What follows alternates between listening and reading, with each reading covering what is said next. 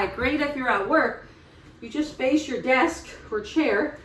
You can flex your foot and then get your foot up on the chair. If you can, shin kind of parallel. Make sure it doesn't pull on the knee.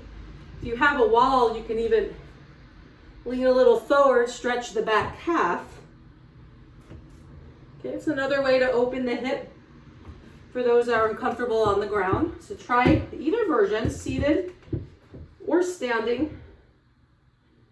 This chair is kind of low, like I could probably go higher, so maybe foot on a desk, maybe your home desk. That would be funny in the office, but you can put your foot on different heights.